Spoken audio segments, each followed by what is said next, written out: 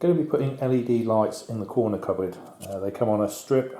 These ones are waterproof, they've got protective cover over the top of them. To power these, I'm going to be using an LED driver. This is more than adequate to power this, so that will power the lights. Then obviously there's going to be a mains plug powering the driver. To switch those, I've got a switch that will operate when the doors open. Now that would be fine, but that leaves mains voltage on a switch just inside the cupboard door, which I don't really like. So what I'm going to do is, instead of that switch there, I'm going to put in a relay. And the relay is going to take the place of the switch. And to operate the relay, obviously I'm going to put the switch back in and then have a small battery operate the relay. The relay then switches the mains and to operate the driver, to operate the lights. And that way, when the doors are shut, there's no power being drawn from the battery, so I'm not wasting the battery, and there is no mains voltage on the switch inside the door. This relay has got what they call an optical coupler in it, so there is no physical connection between the low voltage battery side and the high voltage mains side. So if anything was to go wrong with this, there is never going to be mains voltage sitting inside the cupboard.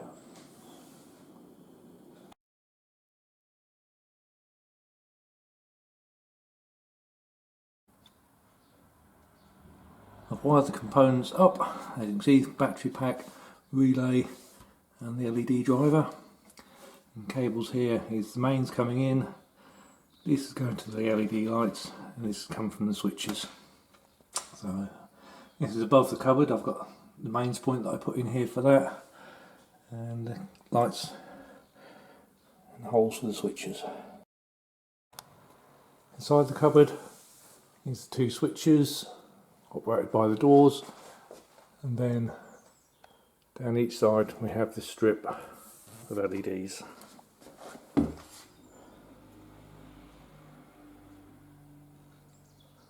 Which go neatly up to the top, so you can't see any wires.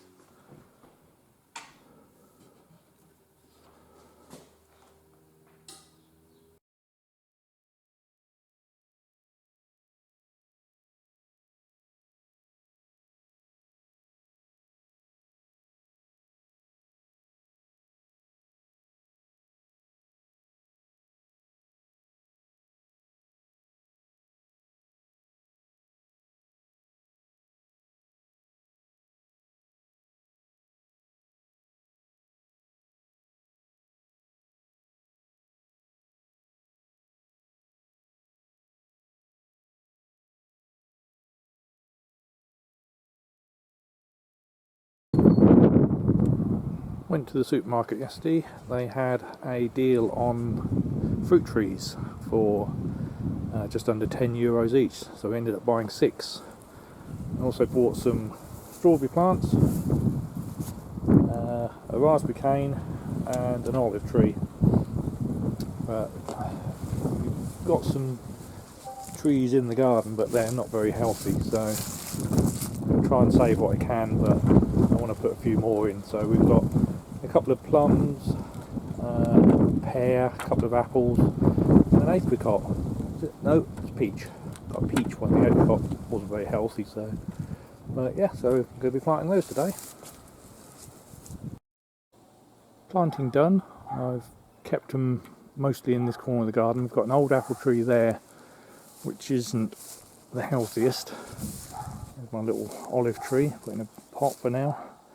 This one is Victoria plum. No, it's not. It's a Stanley plum. Then next one along we have conference pear. In the corner, I believe is golden delicious apple. It's a nice green apple. And here, this is Victoria plum. This one is Victoria plum. Then that's an old apple tree, and the one at the end is an old plum tree. And then we have right at the very end some fruit bushes. I'm not quite sure what they are, but they are fruit bushes of some description. Before I go over the other side of the garden where I've planted the rest of the things, this is some of the nice flowers that have come up in my lawn. Lawn, that's a understatement really. That's grass. And there's also another line of the flowers going up there, and more past the old tree stump, and they wind their way down to the tree by the river. Let's walk over to where the side of the garden that's going to be mostly vegetables when we get round to it. This is a small test plot that we dug over last year. It's only a couple of metres square, but we did get quite a few potatoes out of that, so that was quite nice. And at the back here we have some little trees which we planted last year. In the corner there I've put my peach tree. The reason is it should be quite sheltered in this corner. This bit along the back here, oh, there's a little lizard just popped out. It's early March at the moment and it's warm enough for the lizard to come out. So I planted the strawberry plants in there, and at the end there we have the raspberry cane. Again, that should be sheltered against the wall. And then along here we have some more little trees, and then at the end there is the last apple tree that we planted. That's a gala apple, which is a nice red one. Yeah, this is going to take some work to clear this and make it a working vegetable garden. We have got another tree over there that we planted. Just about to see it through the dead nettles. That's a cherry tree.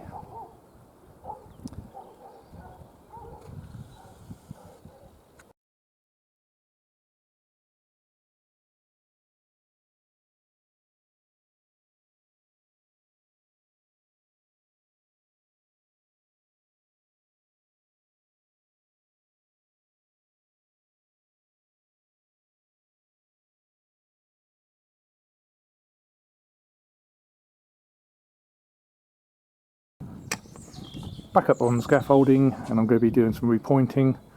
This bit of brickwork was pointed in cement, which is cracked and flaked off in places.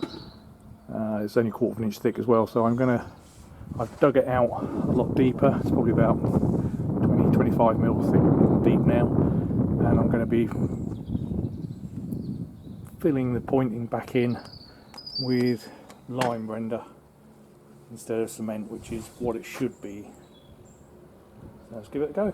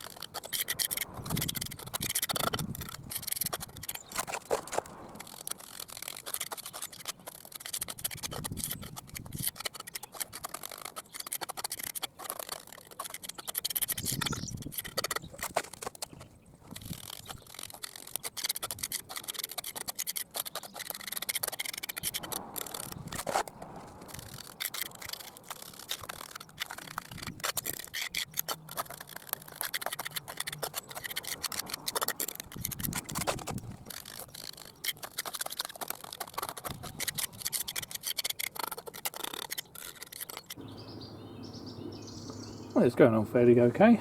I've not done lime mortar before, but it doesn't seem much different to cement mortar. I do have to wet the wall quite a lot. It does suck the water out, but then I expected that anyway. The lime mortar I'm using is a mix of 2.5 parts sand to 1 part lime. So 5 buckets of sand to 2 buckets of lime. And yeah, it's going on okay. I think it looks quite good. It's certainly better than what was up here. And hopefully it'll probably be a bit more waterproof too.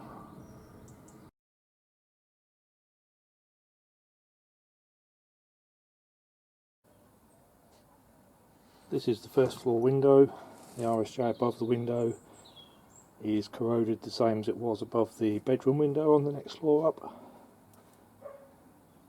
So I'm going to do the same here. I'm going to knock the cement and render off, treat the beam for rust, paint it and re-render over it. So hopefully this one shouldn't take as long as the other one did to do. But it's not as bad, this one, but it does need doing, so all the scaffolding's up here. I'll get on and do it.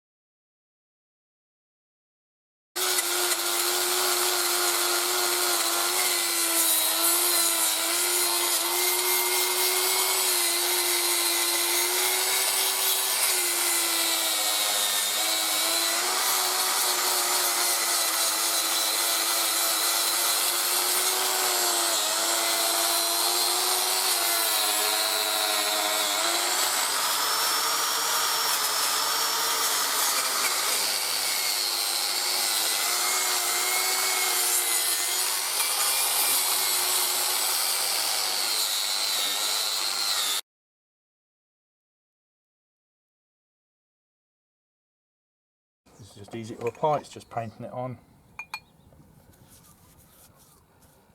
And that will protect the surface of the metal, kill any rust that's still on there and prevent any more growing.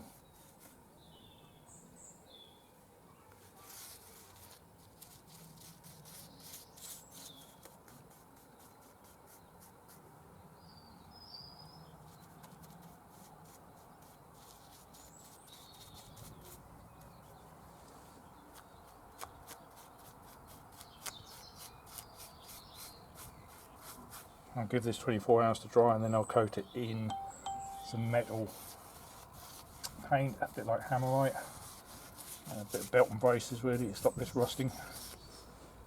And I don't want in 10 years time to find that it's gone rusty and just try to pop the cement and render off again, so do it properly and do it once.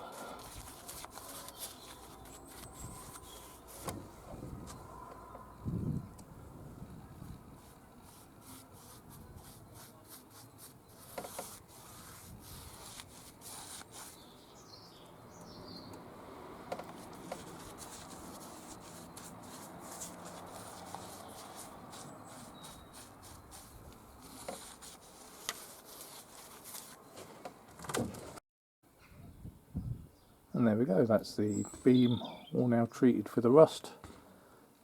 Now needs 24 hours to dry, and then I'll put some paint over the top before filling it in and re-rendering it to make it look good.